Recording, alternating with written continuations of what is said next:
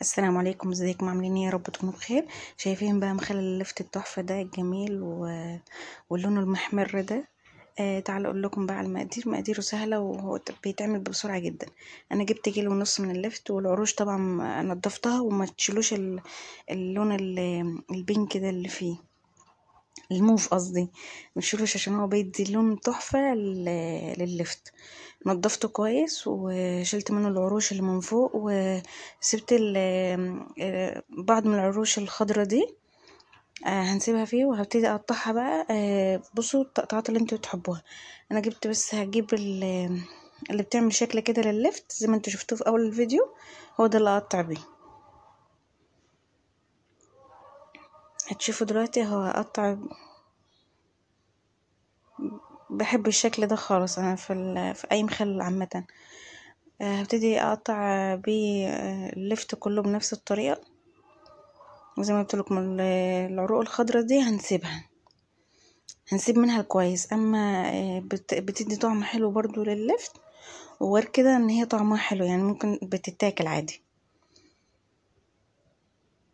هبتدي بقى اقطع اللفت بنفس الطريقه، كل الكميه اللي عندك.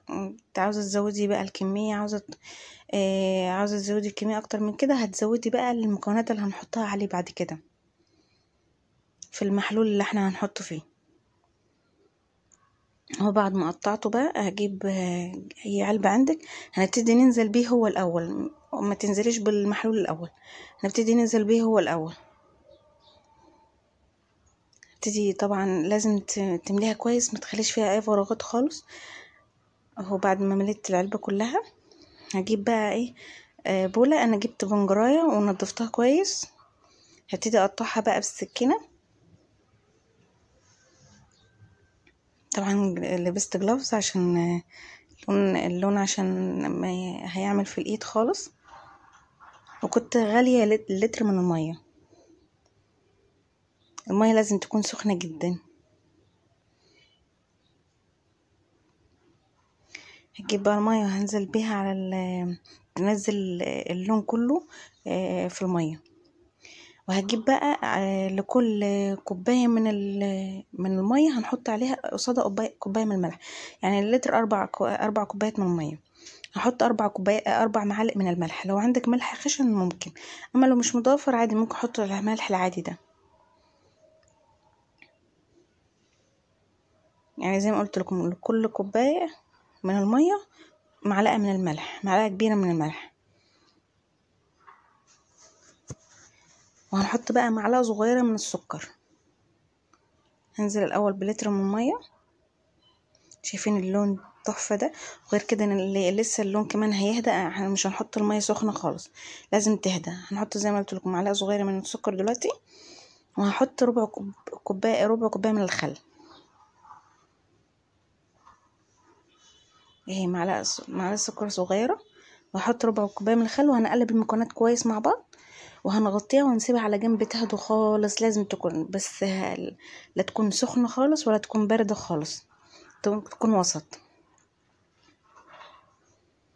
انا حطيت ربع كوباية من الخل. هنبتدي نقلب المكونات كويس كده مع بعض. هسيبها قد ربع ساعة، تلت ساعة كده، يعني تكون هديت شوية من السخونية دي، عشان ما نحطهاش ما يتهريش. يعني لو حطيتيه سخنة كده هيتهري مني خالص. فاحنا عاوزين نحافظ على قوامه لحد اخر واحدة انت هتاكليها تكون مقرمشة كده وتحفة.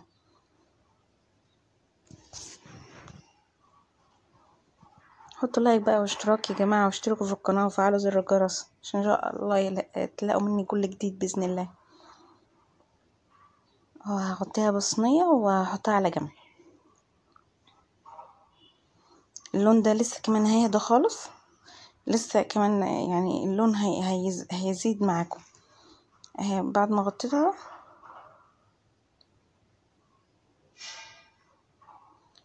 اهي هديت شوية. هشيل بقى كل البنجر ده، مش عايزين نحط اصلا كده. خلاص احنا خدنا اللون اللي فيه وخدنا الفوائد فيها كلها نزلت في المية، فاحنا مش هنستخدمه تاني يعني خلاص. هنبتدي ننزل بشويه بشويه بالميه بقى لحد ما ايه نملي العلبه كلها ونقفلها. هنشوف الخطوات دلوقتي مع بعض واحده واحده.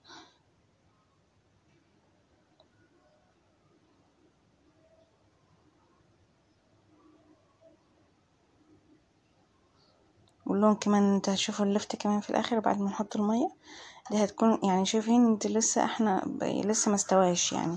لما يستوي كمان هيكون اللون جميل زي ما انتوا شفتوا اول الفيديو، والطعم كمان كان تحفه جدا.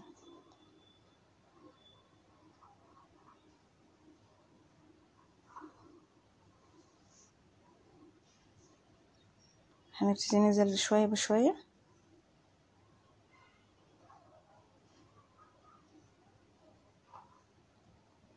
هي هبصوا هتيجي بالظبط يعني هتيجي على المقاس يعتبر لتر هو لتر يعني.